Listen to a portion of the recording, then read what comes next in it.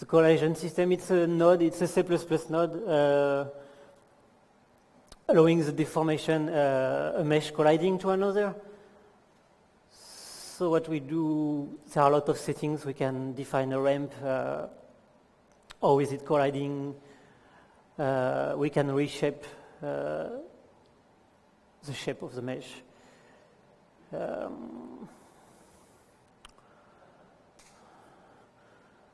So here we go, normal weight.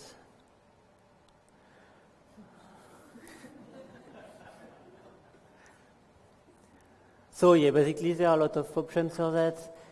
On a character, what's the result? We did that, for example, for the 33 last year, I guess.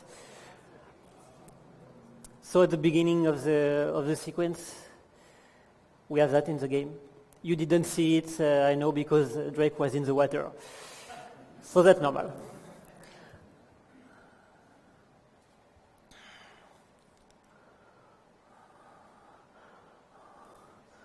So same thing here. A bit more funny.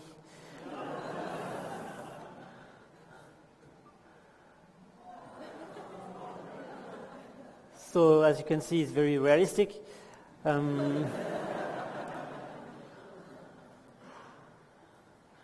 So yes, there are a lot of settings of this tool. The last one and this one. We can define exactly what shape we want. So you move the ramp like that, and you get exactly that shape on the collision.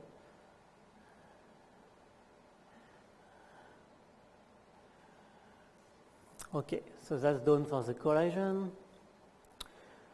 What I want to show you now is the dynamic chain system. So what is the dynamic chain system? Basically, it's a tool for the animators. If they have a joint chain or any sequence of transform or locators or bones or anything, they can make it dynamic. So it basically is duplicating the chain. The second chain is following the first one with a second animation motion. Secondary animation motion. Thank you, Yibing. So basically, yes, they can animate anything, giving some damp, stiffness, and mass to the initial animation. So on a character, how does it work on a character? The animators can select, for example, the spine rig, some manipulators like that. Okay, make it dynamic with the tool. Like that.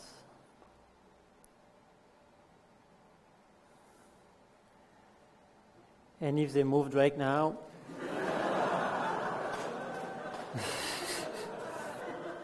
Drake is dynamic. It's what we want, right?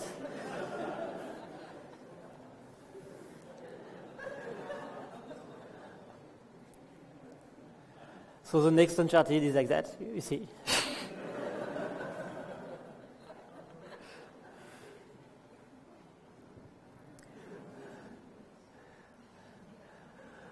Okay, so more seriously, if you work a bit like that, if you set up the mass, the stiffness, the damping for each chain, you can have something more realistic. For example, dragging. What's the word for that? Gravitylessness.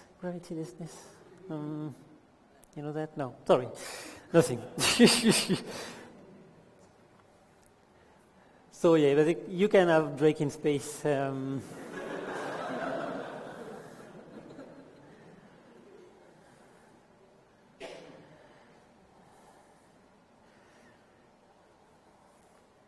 So what they can do when they have something working well in their animation, they can just select the chain bake it to animation, and they can export that in the game engine. So it's pretty useful for animal tails or antennas or anything like that. They can select anything, some locators, some part of the rig, and make it dynamic.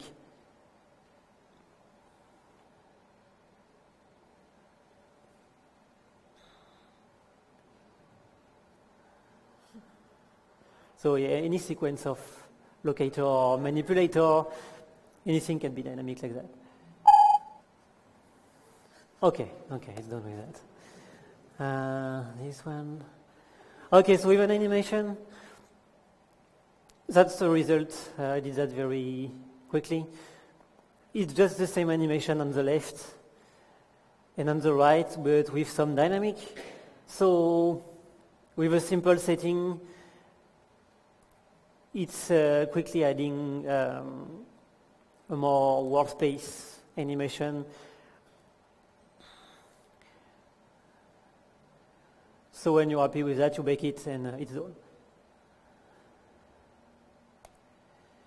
The same thing with some gravity. So with some gravity, yeah, you can make drunk people with this tool.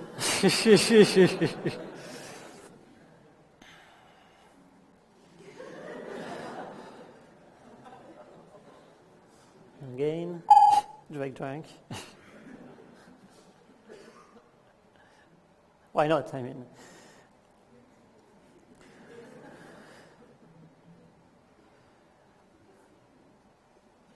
okay, that's all for you.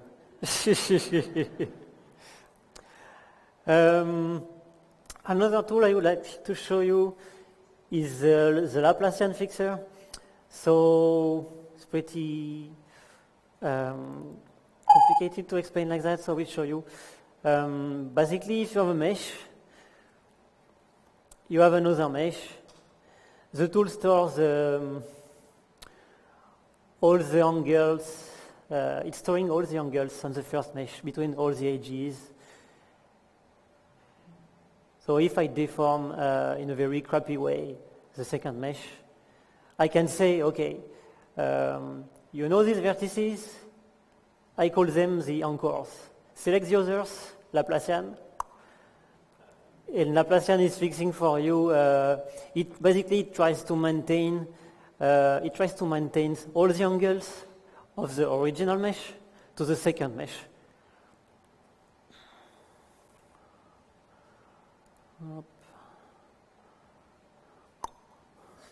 Fix. So on a character, same thing on a character here.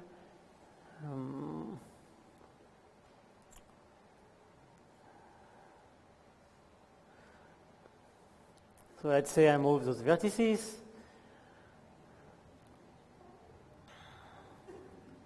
Okay, Laplacian, can you fix for me those vertices?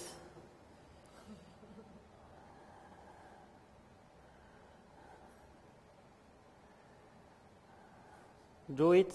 Can take 10 seconds sometime. Ping. I mean, why not? If you want that, you can do it.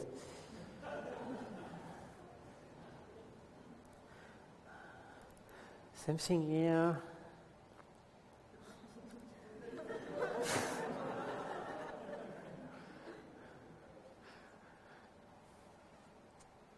So yeah, you can kill your mesh if you want.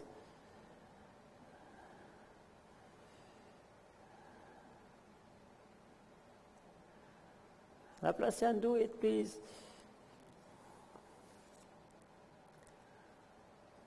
Boop. He's done.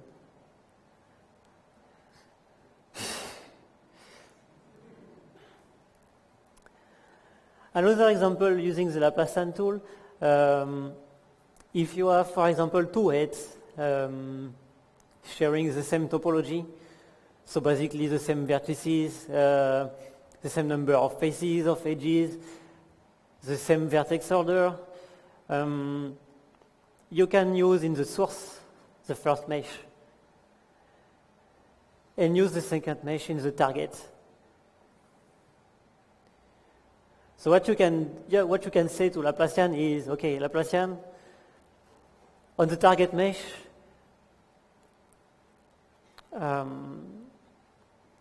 make the vertices like the first mesh. And make it in a smooth way.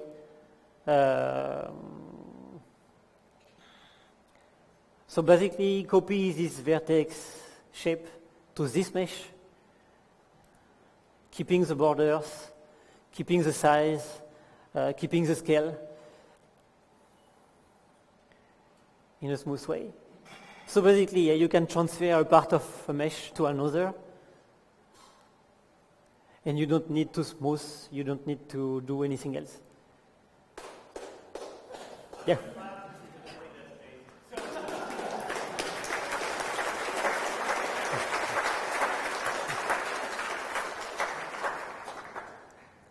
So same thing here.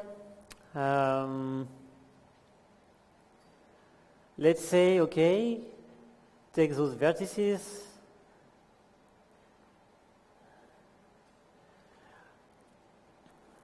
grow the selection, so I have more vertices.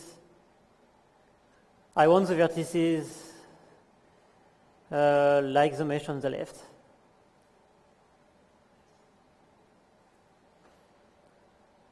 Do it.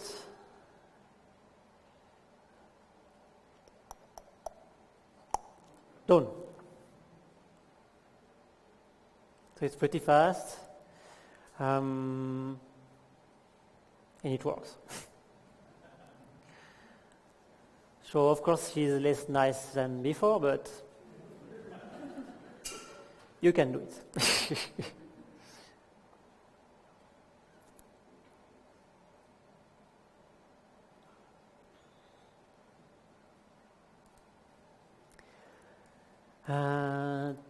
Two last things I can show you. The sticky lips we are using at Naughty Dog. So basically, this tool is called the sticky curve. So the sticky curve just build a curve sticking to another. Not sure it makes sense, but I'm sure you got it. So you can say, okay, I want this curve stick to the second one.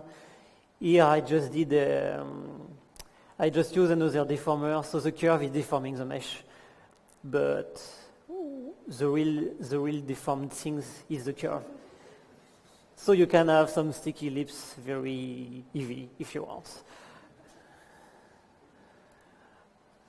So on the character again, here is the result.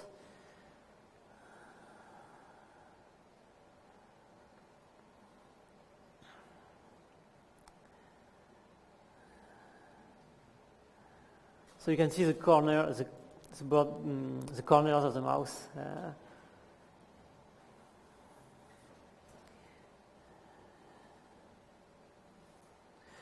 So it's pretty sticky.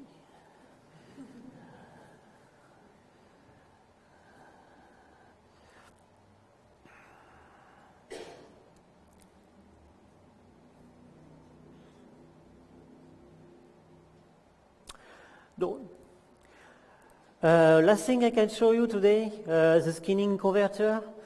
I need the sound for that, please. So the skinning converter, the video is, I think, pretty, how to say that? I mean, I don't need to explain, the video is explaining itself.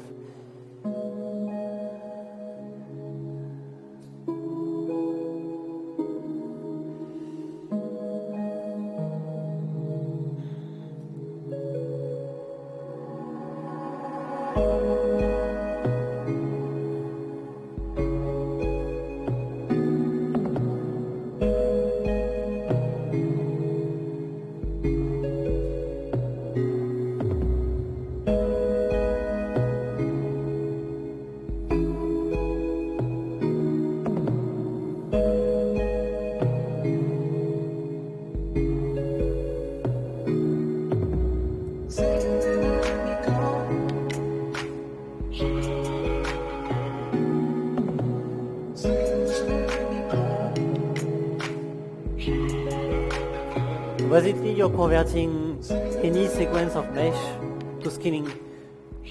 So it's building the bones for you, it's building the animation for you, and it's building the skinning map for you.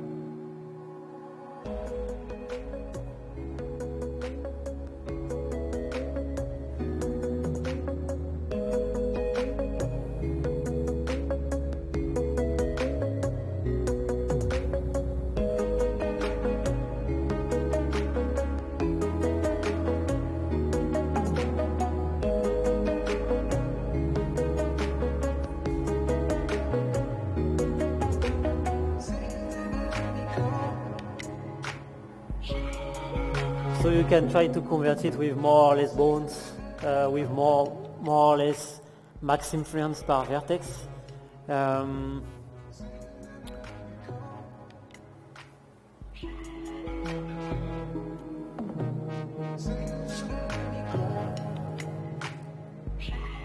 So of course the advantage is in the video game industry is pretty huge, because in a lot of engines there are most of the time we can export skinning and bones, but most of the deformers are not exportable in a game engine. For example, the collision system or the sticky lips itself, they are not exportable in the game.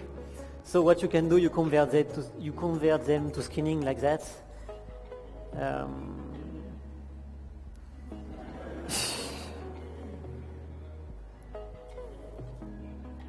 So the last one is 2 max influence per vertex. So trust me, it's not a lot. Try to paint a mesh with 2 max influence only. It's pretty hard.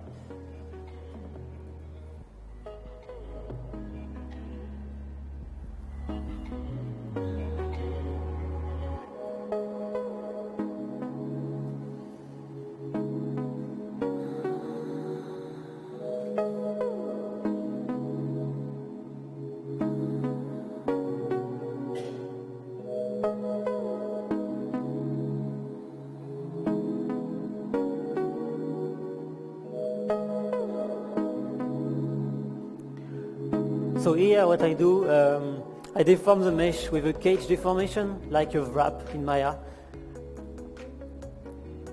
I make a ROM with a lot of movement, and I convert that to skinning.